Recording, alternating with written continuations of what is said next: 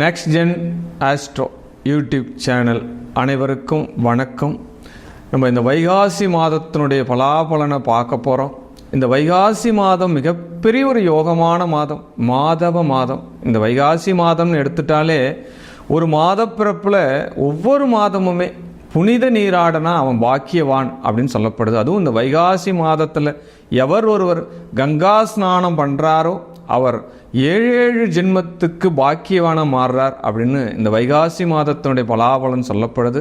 அது மட்டும் இல்லாமல் விஷ்ணுபதி புண்ணிய காலம், வைகாசியில் சூரியன் சஞ்சாரம் பண்ணும்போது விஷ்ணுபதி புண்ணிய காலம் இருக்குது. யாரெல்லாம் பெருமாள் கோயிலில் அந்த கொடிமரசை சேவாத்தி பண்ணுறாலோ 3 விஷ்ணுபதி புண்ணிய காலத்தை யார் டச் பண்ணுறாலோ அவள் மிகப்பெரிய ஒரு ராஜகுமாரனாக பிறக்கிறான் அப்படின்னு ஜோதிட விதியே சொல்லப்படுது. அது மட்டும் இல்லாமல் மகாவிஷ்ணுவை வணங்குறது, துளசி மாலை சாத்தி இந்த மாதம் முழுவதும் சனிக்கிழமை தோறும் மகாவிஷ்ணு நீங்கள் வணங்குறது மிகப்பெரிய ஒரு யோகத்தை தரப்போகுது இந்த மாதத்தில் உங்களுக்கு.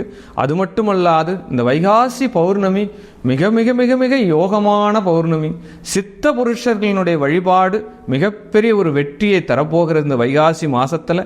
அதுவும் இந்த வைகாசி விசாகம் முருகப்பெருமான் ஆறுமுகன் ஜனனம் செய்த மாதமாக இந்த மாதம் இருக்கிறது. கூடுதல் சிறப்பை தரும் அப்படின்னு இந்த மாதத்துக்கு மிகப்பெரிய ஒரு யோகத்தை தரப்போகிறது. அதுவும் இல்லாமல் தொழில் செய்கிறவங்க, தொழில் புரியறவங்க, தொழில் மேலே வரணும்னு நினைக்கிறவங்க எல்லாமே பார்த்தோம் அப்படின்னா தேவி கன்னிகா பரமேஸ்வரியை வணங்கக்கூடிய மாதமாக இந்த மாதம் அமைவது முற்றிலும் சிறப்பை தரும் அப்படின்னு சொல்லப்படுது. மோகினி அவதாரம் பெற்ற மாதம், அதனால தான் இது மாதவ மாதம் அப்படின்னு சொல்ல. பெருமாளே மோகினி அவதாரம் பெற்ற மாதம் இந்த மாதம். அதுவும் இல்லாமல் மிகப்பெரிய ஒரு வெற்றி தரக்கூடிய யோகத்தை தரக்கூடிய நமக்கெல்லாம் பராக்கிரத்தை தரக்கூடியவர் நரசிம்மன் பிறந்த மாதமாக இந்த மாதம் சொல்கிறது முழு வெற்றி. இந்த மாதத்தில் நம்ம என்னென்ன பண்ண போகிறோம், என்னென்ன செய்ய போகிறோம், இத்தனை விசேஷமுள்ள இந்த மாதத்துடைய பலாபலனை தெரிஞ்சுக்கிறதுக்கு வாருங்கள். வாழ்க வளமுடன். சர்வம் சக்திமய். எப்படி தனுசு ராசி நேயர்களே அனைவருக்கும் வணக்கம். வாழ்க வளமுடன். நான் உங்கள் சக்தி ராஜா. வைகாசி மாதத்தினுடைய பலாபலனை பார்க்க இருக்கிறோம். உங்களுடைய ராசிக்கு உண்டான அதிபதி பார்த்தோம் அப்படின்னா குரு பகவான். ஏற்கனவே இவ்வளவு காலமாக பஞ்சமஸ்தானத்தில் இருந்த குரு பகவான் இப்போது உங்களுக்கு தொழில் ஸ்தானம், தொழிலுக்கு வெற்றிக்கு உண்டான ஸ்தானம், ஆனால் மறைவு ஸ்தானம் சொல்கிறாங்க, அந்த 6ஆம் பாவகத்தில் போய் சஞ்சாரம் பண்ணின்றார். அதுவும் இல்லாமல் இந்த மாதம் உங்களுக்கு 3ஆம் இடத்துல சனி பகவான் சஞ்சாரம் பண்ணிட்டுருக்கார். 4ஆம் இடத்துல செவ்வாய் ராகு பகவான் சஞ்சாரம் பண்ணிட்டுருக்கார். இந்த பாவத்தினுடைய அமைப்பு பார்த்தோம் அப்படின்னா இந்த மாதம் முழுவதுமே உங்களுக்கு எவ்வாறு இருக்க போகிறது, எந்த வெற்றி நீங்கள் தொட போகிறீங்க, எந்த வகையில் நீங்கள் ஜாக்கிரதையாக இருக்கணும், அதை பற்றி தான் நம்ம இப்போ பார்க்க இருக்கிறோம். எப்பயுமே ஒரு ராசிக்கு உண்டான அதிபதி ரொம்ப ரொம்ப முக்கியம் இல்லையா? அதனால் ஒரு 6ஆம் இடத்துல இருக்கிறது அவ்வளவு சிறப்பாக. அப்போ எந்த வகையில் பாதகம், உங்களுக்கு தொழில் ஸ்தான வகையில் வெற்றி பெறக்கூடிய ஒரு வாய்ப்பு உங்களுக்கு கிடைக்கும். எப்பயுமே குரு பகவான் 6ல் இருந்தால் வயிறு சார்ந்த ரோகம் வரும் அப்படின்னு தான் ஜோதிடத்தில் சொல்லப்படுது. இருந்தாலும் அது வெற்றி ஸ்தானம் இல்லையா, தொழிலுக்கு உபகாரஸ்தானம். அதனால் சூரியனும் அந்த பாவகத்தில் சஞ்சாரம் பண்ணுறது மருத்துவ ரீதியான தொடர்பு பெற்று இருக்கிறவங்களுக்கெல்லாம் இப்போ ஒரு வரப்பிரசாதமாக அமையும். ஏன்னா ரொம்ப நாளாக தனியார் ஹாஸ்பிட்டலில் போயிட்டு ரொம்ப வைத்தியம் பார்த்துட்டு அதிக செலவு பண்ணிட்டு இருக்கிறவங்களுக்கு இந்த மாதம் சிறுக செலவுலே அந்த வைத்தியம் செலவாகிறதுக்கு உண்டான, நோய் சரியாகிறதுக்கு உண்டான வாய்ப்புகள் எல்லாம் கிட்டும் அப்படின்னு சொல்லப்படுது. 3ல் சனி பகவான் இருக்கிறச்ச தொழில் ரீதியான மாற்றங்கள் வரும். ஏன்னா 3ஆம் இடம் தான் தைரிய வீரிய ஸ்தானம். காமத்திரிகோண பாவகத்தில் சனி பகவான் சஞ்சாரம் பண்ணுறது உங்களுடைய இளைய சகோதரனுக்கு ஒரு ரொம்ப வேகமாக போயிட்டு இருந்தவர் இப்போ கொஞ்சம் மிடில் போகிற மாதிரி ஒரு சூழ்நிலைகளை உருவாக்கிடும். தாயாருடைய வழிவாகையெல்லாம் கொஞ்சம் கவனம் வேணும். தாயாரினுடைய உடல் நலத்தை கொஞ்சம் பாதுகாப்பு பண்ணணும். வீடினுடைய விஷயங்கள், வீடு கட்டக்கூடிய விஷயங்கள், வீடு கடகாலில் இருக்குது, ஒற்றை ஸ்டேஜில் இருக்குது அப்படின்றவங்களுக்கு எல்லாமே இப்போ ஒரு வரப்பிரசாதம். இந்த ஒரு செவ்வாய் ராகு என்றாலே அதிவேகமான விஷயம். 4ஆம் பாவகத்தை வேகமாக இயக்கக்கூடிய ஒரு பாவகம். அதனால் நிதானமாகவும் செயல்படணுன்றதை இயற்கையாகவே நம்ம தெரிஞ்சு வச்சுக்கணும்.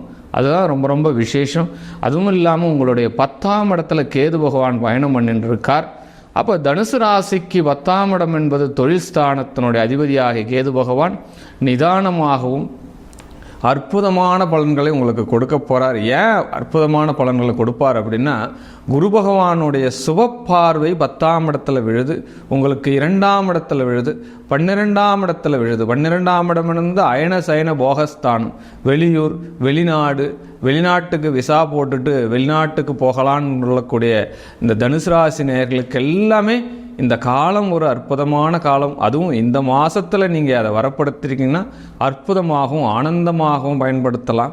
அதுவும் இல்லாமல் பஞ்சமஸ்தானத்தில் செவ்வாய் பகவான் சஞ்சாரம் பண்ணுறது, 12க்குரிய 5ல் சஞ்சாரம் பண்ணுறது எல்லாமே பூர்வீகத்தில் ஏதாவது ரொம்ப நாளாக இழுபறியான நிலம் விற்கலை, ரொம்ப வழக்கு உள்ள நிலம் விற்கலை அப்படின்ற போது நிலம் சம்பந்தப்பட்ட வழக்கு இருக்கிறவங்களுக்கு அந்த வழக்குகள் முடிந்து நிலம் விற்பனையாவதற்கு உண்டான சூழ்நிலைகள் உங்களுக்கு கிடைக்கும் அப்படின்னு சொல்லலாம். இந்த மாதத்தில் கிரக சஞ்சாரத்திலிருந்து நீங்கள் உங்களை பாதுகாத்துருக்கு கோதுமை தானம் பண்ணலாம். ஆமாம், கும்பாபிஷேகம் நடக்கிற இடத்துல போயிட்டு உங்கள் 2 கையாலையும் கோதுமையில் அந்த யாகத்தில் நீங்கள் போட்டுட்டு வந்தீங்கன்னா மிகப்பெரிய ஒரு மாற்றங்கள், வளர்ச்சிகள் இந்த மாதத்தில் உங்கள் காத்துருக்கு. இந்த வைகாசி மாதமே பார்த்தோம் அப்படின்னா மாதவ மாதம் அப்படின்னு சொல்லப்படுது. மாதவனுக்கு உகந்த மாதமாக, இந்த ஸ்ரீமன் நாராயணனுக்கு உகந்த மாதமாக இந்த வைகாசி மாதத்தை சொல்லப்படுது. அதனால் வைகாசி விசாகம் முருகப்பெருமானுடைய ஜனனம் பண்ணக்கூடிய மாதம். அதனால் இந்த தனுசு ராசி யோக ராசி, காலபுருஷனுக்கு 9ஆம் இடமான பாக்கிய ராசியான இந்த தனுசு ராசி நண்பர்கள் இந்த பரிகார விதிகளை, கோதுமை உணவுகளை தானம் செஞ்சு இந்த மாதத்தில் வெற்றி வாய்ப்பை தேடிக்கலாம் அப்படின்னு சொல்லப்படுது. இந்த மாத பலன்கள் ஒரு ஜாதகத்தில் நம்ம சொல்கிறோம் அப்படின்னா அது பெருமளவு சோபிக்குதா அப்படின்னு பார்க்குறச்ச ஒரு ஜாதகத்தில் ஒரு 30% ஜெயிக்கலாம் அப்படின்னு சொல்லலாம். ஏன் 30%? மீதி 70% எங்கே போகுது அப்படின்னா, ஒரு ஜாதகத்தில் ராசியை தவிர்த்து லக்னம் இருக்குது, சூரியன் இருக்குது, விதி மதி கதி அப்படின்னு நிறைய விதிகள் ஜாதகத்தில் இருக்குது.